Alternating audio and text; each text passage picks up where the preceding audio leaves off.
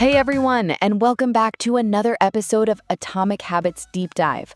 I'm Sarah, and I am so excited to be here with you today. And I'm Mike. We are absolutely pumped to dive into part 3 of James Clear's incredible book today. And trust me, this chapter is going to blow your mind. Oh my gosh, yes. Today we're talking about the second law of behavior change, make it attractive. And let me tell you, this is where the magic really happens. Absolutely. So grab your favorite drink, get comfortable, and let's jump right into this fascinating world of why our brains crave certain habits and how we can use that to our advantage. So picture this. You've mastered making your habits obvious from part 2, but now James Clear introduces us to something even more powerful. The second law, make it attractive. And the concept is beautifully simple. If a habit is enjoyable, we're more likely to repeat it. If it's boring or unpleasant, we'll avoid it like the plague. Wait, that sounds almost too simple, doesn't it? I mean, we all know we should enjoy our habits, but there's got to be more to it than that, right? Oh, you're absolutely right to think that. The key here is understanding why this works. Our brains are literally wired for pleasure and reward. It's not just a nice to have, it's how we're built. When our brain links a behavior with a positive outcome, that's when habits are born. Let me paint you a picture of how this works in real life. Think about eating chocolate. You eat it, you get pleasure, so you repeat it. Or scrolling social media. You scroll, you get novelty and that little dopamine hit, so you repeat it. Even exercise. You work out, you feel those amazing endorphins, so you want to do it again. Exactly. And here's what James Clear really emphasizes. The more attractive a habit feels, the more powerful the craving becomes. He says something that really stuck with me. Craving is what drives behavior. Without craving, a cue has absolutely no power over us. Now, this is where it gets really fascinating. Let's talk about the dopamine effect. Most people think dopamine is just the feel-good chemical that's released when we get a reward. But the research shows something absolutely mind-blowing. Oh, I know where you're going with this. Dopamine isn't just released when we get the reward, it's also released when we anticipate the reward. Exactly. Think about it.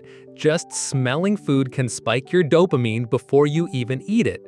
Or hearing your phone buzz creates that dopamine rush even before you check the message. This explains why habits are so incredibly powerful. Our brains crave the anticipation as much as the actual result. That's incredible. So our brains are basically getting excited about the possibility of a reward, not just the reward itself. No wonder breaking habits feels so challenging. We're fighting against this anticipation system that's been built into us. But here's the beautiful part. James Clear gives us several strategies to work with our brains instead of against them. The first one is called temptation bundling, and it's genius in its simplicity. You pair something you want to do with something you need to do. The formula is perfect. After I do the habit I need, I will do the habit I want. So, for example, after I exercise, I will watch my favorite Netflix show. Or after I write 500 words, I will make a cup of my favorite coffee. Or after I clean the kitchen, I will check Instagram for 10 minutes.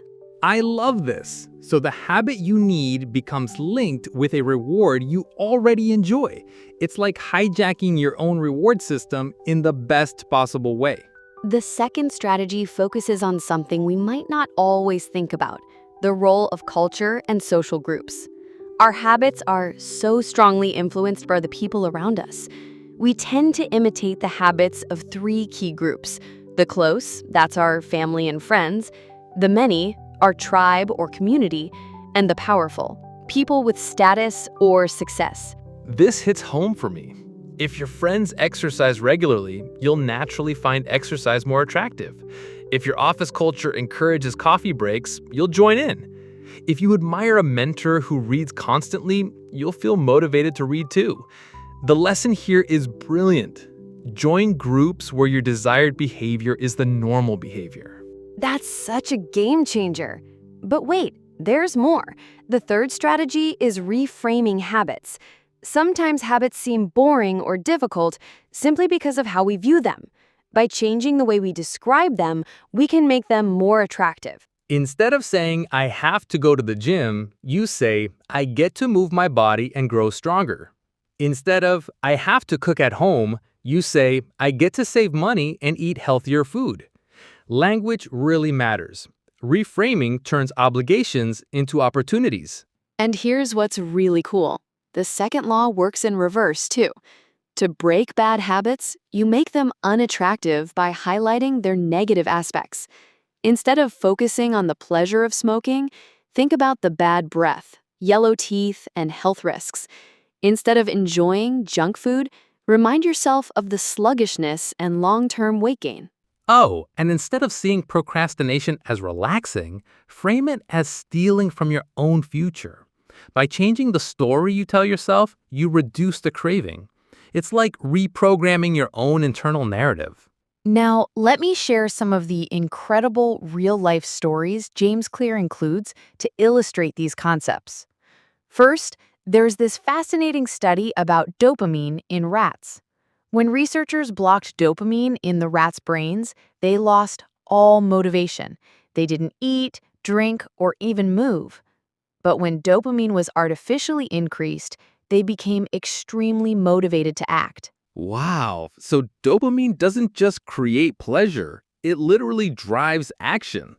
That's both fascinating and a little scary when you think about it. Right? And here's another study that perfectly demonstrates temptation bundling in action. Researchers gave gym participants audiobooks they could only listen to while exercising. The result? They went to the gym far more often. The lesson is beautiful. Pairing fun with effort creates consistency. That's brilliant. I can totally see how that would work. You're not just exercising anymore, you're getting caught up in an exciting story while you happen to be moving your body. And the third story really drives home the power of social groups. Immigrants often adopt the habits of their new culture, not just language and food, but even body weight. This shows us that we truly conform to the habits of the groups we join. That's incredible. It really shows how powerful our environment and social connections are in shaping who we become.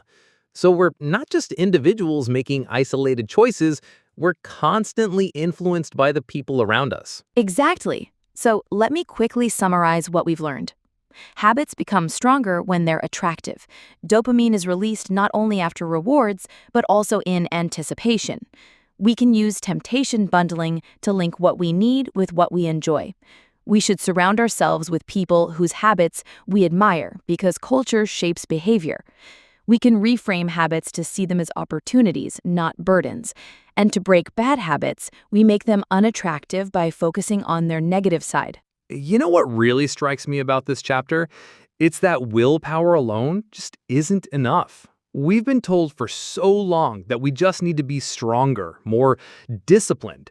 But James Clear is showing us a completely different approach. Absolutely. If you want good habits to last, design them to be enjoyable. If you want bad habits to fade, make them unappealing. It's about working smart, not just working hard. I'm already thinking about how I can apply this in my own life. What about you? Are there any habits you've been struggling with that could benefit from some temptation bundling? Oh, definitely. I've been trying to get into a better reading habit, and I think I could bundle it with my evening tea routine. Instead of scrolling my phone with my tea, I could make it a rule that I only get my favorite tea when I'm reading a book. That's perfect. You're creating a positive association between something you already love, your evening tea, and something you want to do more of. Your brain will start to crave both together. And I love how this chapter reminds us that we're not battling against our nature, we're learning to work with it. Our brains want pleasure and reward, and that's not a weakness to overcome, it's a feature to leverage. That's such a beautiful way to put it. We're not broken systems that need fixing. We're incredible biological machines that just need the right programming. So that wraps up our deep dive into part 3, Make It Attractive. Next time, we'll be exploring the third law, Make It Easy, where we'll discover how to reduce friction, simplify habits, and create momentum with small wins. Until then, remember, if you want to change your habits, don't fight your brain, design with it. Thanks for joining us, everyone, and we'll see you in the next episode. Take care and happy habit building.